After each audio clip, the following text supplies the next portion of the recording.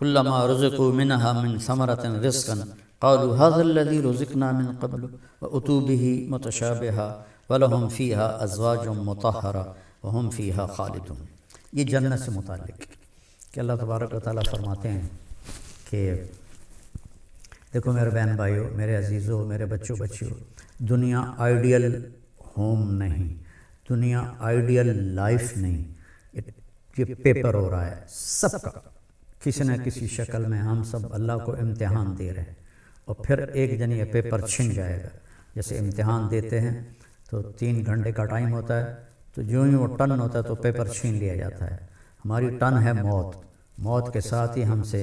یہ زندگی کا پیپر چھین لیا جائے گا۔ جو اس پہ لکھا ہے وہ اللہ کہے گا اقرا کتابک کفا بنفسک اليوم علیک حسیبا، میرا بندہ یہ پڑھ لے پیپر اپنا، یہ سب کچھ تیرا اپنا کیا ہوا ہے اور تیرا اللہ حساب کرنا بہت جانتا ہے۔ کچھ خوش قسمت ہوں گے جن کے پیپر اچھے ہوں گے وہ جنت میں جائیں گے، کچھ بدقسمت ہوں گے جن کے پیپر برے ہوں گے وہ جہنم میں جائیں گے۔ لوگ کہتے ہیں اپنی مرضی کی زندگی گزارو اور مزے کرو، اللہ کی قسم اپنی مرضی کی یہاں کوئی بھی زندگی نہیں گزار سکتا، چاہے وہ سلیمان علیہ السلام کی حکومت کا مالک ہو، قارون کے خزانے ہوں۔ یہ دنیا کا ڈیزائن ہی ایسا ہے کہ اپنی مرضی ٹوٹتی رہے گی، ٹوٹتی رہے گی، ٹوٹتی رہے گی۔ یزید بن عبد الملک 3 براعظم پہ حکمران تھا، عبد الملک کا بیٹا، اس کے بعد ولید آیا اور اس کے بعد سلیمان آیا، پھر حضرت عمر بن عبدالعزیز رضی اللہ عنہ آئے، پھر عبد الملک کا بیٹا یزید آیا۔ تو وہ ایک دن کہنے لگا کون کہتا ہے کہ بادشاہوں کی زندگی مزے کی نہیں ہوتی اور وہ اپنی مرضی کی زندگی گزار نہیں سکتے، میں آج کا دن مزے سے گزاروں گا اور اپنی مرضی سے گزاروں گا، اور حکم دیا کہ محل کے دروازے سب بند کر دو اور مجھے کوئی خبر نہ سنائی جائے، حکومت کی، بغاوت کی، کسی چیز مجھے کوئی خبر نہ سنائی جائے۔ اور اس کی ایک باندی تھی حبابہ، وہ بہت حسین تھی، تو اس کو وہ لے کر اپنے محل میں بیٹھ گیا کہ آج کا دن میں حبابہ کے ساتھ مستی کروں گا۔ تو باتیں کرتے کرتے اس کو اپنی گود میں لٹا لیا، اور انگور پڑے تھے تو ایک دانہ اٹھاتا اور اس کے منہ میں ڈال دیتا،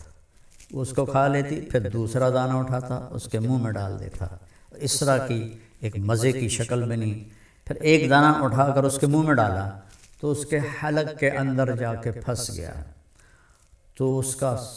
کھانسی، سانس کھڑا، وہ دانہ نہیں نکلا،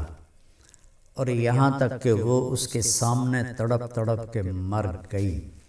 اور اس کا مرضی سے گزارنے والا دن سب سے زیادہ اس کے لیے خوفناک دن بن گیا، اتنا غمگین ہوا، 3 دن تک اس نے اسے دفن نہیں کرنے دیا، اس کی لاش سامنے رکھ کے بیٹھا رہا۔ تیسرے دن اس میں بدبو پڑنے لگی اور جسم گلنے لگا، تو پھر زبردستی اس کے رشتہ داروں نے، اس کے بھائی ہشام نے اسے چھین کر اس کو دفن کیا۔ تو مرضی کی زندگی یہاں نہیں، آگے ہے، جہاں یہ میں آپ کے سامنے آیت پڑھی ہے کہ وہاں موت ختم، بڑھاپا ختم، بیماری ختم، غریبی ختم، فقر ختم، غم ختم، دکھ ختم، ہر قسم، نیند ختم، نیند بھی نہیں آئے گی، ہمیشہ جاگتے رہیں گے۔ تو اللہ فرما رہے ہیں کہ ان کو جب بھی کوئی پھل پیش کیا جائے گا تو کہیں گے یہ تو ہم نے ابھی کھایا ہے، لیکن جب وہ کھائیں گے تو پتہ چلے گا کہ نہیں یہ تو کوئی اور ہے، وہ تو اس کے مشابہ تھا جو پہلے کھایا تھا۔ تو اس پر میں آپ کو حدیث سے وضاحت کرتا ہوں کہ حدیث شریف میں اس آیت کے ذیل میں ابن القیم رحمہ اللہ نے ایک حدیث لکھی ہے کہ جنتی بیٹھے ہوں گے میاں بیوی سارے تختوں پر، تو دروازے پر دستک ہوگی اور ایک فرشتہ، نوکر دروازہ کھولے گا تو ایک فرشتہ کھڑا ہوگا تھال لے کر، اور تھال کے اوپر ایسے کپڑا ہوگا، وہ کہے گا اپنے مالک سے اجازت دو، مجھے اللہ نے بھیجا ہے۔ تو اللہ کی طرف سے آیا ہوا بھی جنتی سے اجازت لے کے اندر داخل ہوگا۔ یہ عزت و جلال و کمال کی بات، یہاں تو آج بادشاہ ہوتا ہے، کل پھانسی چڑھ جاتا ہے، تاریخ پڑھو کیا حال ہوا لوگوں کا۔ وہ اجازت دے گا تو آ کر اس کے سامنے ایسے تھال پہ رکھے گا، کہا جی یہ اللہ نے آپ کے لیے تحفہ بھیجا ہے۔ تو جب وہ ایسے اس سے کپڑا اٹھائیں گے تو کہیں گے او بھائی یہ تو ابھی کھایا ہے، یہ تو میری جنت کا پھل ہے، یہ تو میں نے ابھی کھایا ہے۔ تو وہ فرشتہ کہے گا کہ اللہ تعالیٰ فرما رہے ہیں کہ ذرا ایک ٹکڑا اس میں سے لے کر آپ چکھیں۔ تو بیگم صاحب بھی بیٹھی ہیں، میاں صاحب بھی بیٹھے ہیں، تو وہ اس کو کاٹنے کی تو ضرورت نہیں پڑے گی، وہ ہاتھ لگائیں گے وہ کٹ کے ہاتھ میں آ جائے گا، اس کو منہ میں ڈالیں گے۔ بیگم نے بھی ڈالا، خامن نے بھی ڈالا۔ تو اگر میرے نبی نے فرمایا اس کی جنت میں، یہ آگے میں مثال کے طور پر عرض کر رہا ہوں، اگر اس کی جنت میں 10 کروڑ قسم کے پھل ہیں، ویسے تو کروڑوں شروڑوں کی وہاں کوئی گنتی نہیں ہے، لامحدود ہے، مثال دے رہا ہوں، اگر اس کی جنت میں 10 کروڑ قسم کے پھل ہیں، ہر پھل کا ذائقہ مزہ الگ ہے۔ ہم ابھی افطاری میں چاٹ بنے گی، ہر گھر میں بنے گی، تو جب وہ 4 5 6 چیزیں ملتی ہیں تو وہ ذائقہ ہی کچھ اور ہو جاتا ہے، مکس ہو جاتا ہے۔ تو جب وہ اس کو منہ میں رکھیں گے تو ان کی جنت میں جتنے پھل ہیں، ہر پھل کا ذائقہ الگ الگ الگ اس ایک لقمے میں اللہ انہیں محسوس کروائے گا، اور پھر آواز آئے گی وَأُتُوا بِهِ مُتَشَابِهًا، میرے بندے یہ اس کے مشابہ تھا، یہ وہ نہیں تھا جو تم کہہ رہے تھے۔ اور پھر مزے کی بات اس سے اگلی کہ دنیا کی سب سے بڑی نعمت عورت ہے مادی نعمتوں میں، اور عورت کے لیے سب سے بڑی نعمت مرد ہے مادی نعمتوں میں۔ تو یہاں ہم سب پیشاب پخانے میں بھرے ہوئے ہیں، ہر ایک کے ساتھ پیشاب بھی لگا ہوا ہے، پخانہ بھی لگا ہوا ہے، بیماری بھی لگی ہوئی ہے، موت بھی لگی ہوئی ہے، بڑھاپا بھی لگا ہوا ہے۔ تو وَلَهُمْ فِيهَا أَزْوَاجٌ مُطَهَّرَةٌ، تمہاری بیویاں ہوں گی پاکیزہ، نہ وہاں کوئی حمل ہوگا اور نہ وہاں کوئی ولادت ہوگی، اور نہ بڑھاپا آئے گا، نہ رنگ بدلے گا، نہ روپ بدلے گا، نہ جوانی ڈھلے گی، نہ غم سے پریشانی آئے گی، نہ ڈپریشن ہوگا، نہ انزائٹی ہوگی، خوشیاں خوشیاں پاکیزہ خوشبودار۔ اللہ تعالیٰ جنت کی اور دنیا کی عورت کو جنت کی عورت سے 70,000 گنا زیادہ خوبصورت بنائے گا جنت میں۔ اور جنت کی حور کا حسن بتا دوں کہ یہ دیکھیں، یہ میری یہ انگلی کا یہ اس کو فنگر ٹپ کہتے ہیں،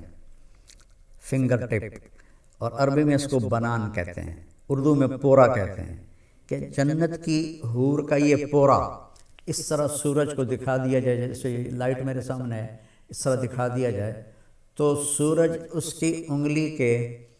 پورے کے نور کے سامنے غائب ہو جائے گا، جیسے سورج کے سامنے ستارے غائب ہو جاتے ہیں۔ تو ایمان والی عورت کا حسن کیسا ہوگا، جو کبھی ڈھلتا ہی نہیں، کبھی ڈھلے گا نہیں، کبھی خواہشیں نہیں مٹیں گی، اب تو یار بوڑھے ہو گئے، اب تو کچھ ہوتا نہیں۔ تو ایک جگہ میں بیٹھا تھا، کافی پرانی بات ہے، تو ایک صاحب کے سامنے قورمہ آیا، وہ بوڑھے ضعیف تھے، تو میں پاس بیٹھا تھا، میں اس وقت کوئی 34-35 سال کا تھا، تو انہوں نے قورمہ اپنے سامنے سے ہٹا کر نا میرے سامنے رکھ دیا، اور کہنے لگے لو بھائی کھاؤ، ہمارے تو کھانے کے دن بھی گئے اور نہانے کے دن بھی گئے۔ تو وہاں ایسا کبھی نہیں ہوگا، کبھی نہیں ہوگا، اور ویسے نہانے کی ضرورت بھی نہیں پڑے گی۔ تو وَهُمْ فِيهَا خَالِدُونَ، سب سے بڑی دولت، ہمیشہ ہمیشہ ہمیشہ ہمیشہ۔ کبھی کبھی میں سوچتا ہوں نا کہ نو اینڈ، کوئی انتہا نہیں، یہ کھوپڑی میری ایسے ایسے ہلنے لگتی ہے، چونکہ ہمارا دماغ تو لمیٹڈ سوچتا ہے، کھلا نہیں سوچ سکتا ہے۔ ہم فیہا خالدون، کروڑوں سال کے بعد یہ وقت آف ہو جائے گا، وقت کا سوئچ آف ہو جائے گا، جیسے معراج پر جاتے ہوئے اللہ نے پوری دنیا میں ٹائم سوئچ آف کر دیا، تو آپ 7 آسمان، جنت، دوزخ، عرش، فرش، لوح، قلم، کرسی اور اللہ تک کا دیدار کر کے آئے اور واپس آئے تو بستر ویسے ہی گرم تھا، تو اللہ تعالیٰ وہاں وقت کو آف کر دے گا۔ تو یہ 2 پہلے پارے سے میں نے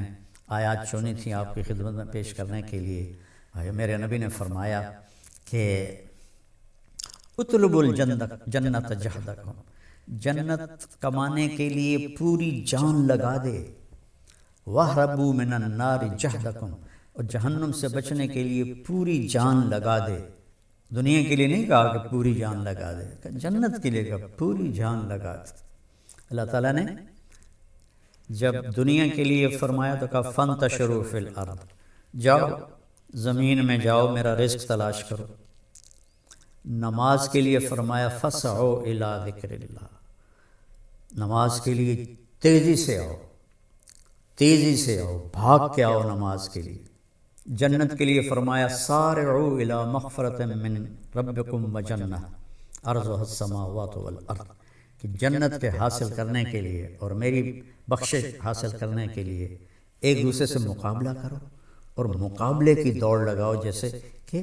ٹریک پر دوڑ لگائی جاتی، ایک دوڑ لگا رہے تو لوگ باغ میں، جس کو جاگنگ کہتے ہیں، کوئی آگے نکل گیا کوئی پیچھے رہ گیا، وہ اپنی چال چلتا ہے. یہاں اللہ کہہ رہا ہے نہیں، دوڑو، ایک دوسرے سے آگے نکلو، ایک دوسرے سے آگے نکلو.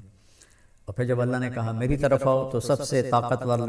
استعمال کیا فَفِرُّوا إِلَى اللَّهِ، سرپٹ بھاگو، سرپٹ بھاگو اپنے اللہ کی طرف. اور فرار اس دوڑنے کو کہتے ہیں جس میں کسی چیز سے ڈر کے آدمی بھاگ رہا ہو تو اس کی رفتار تیز ہو جاتی ہے. تو اللہ تعالیٰ کہتا ہے میرے سوا ہر چیز تمہارے لیے مصیبت ہی ہے، ان سب سے جان چھڑا کے بھاگو اللہ کی طرف.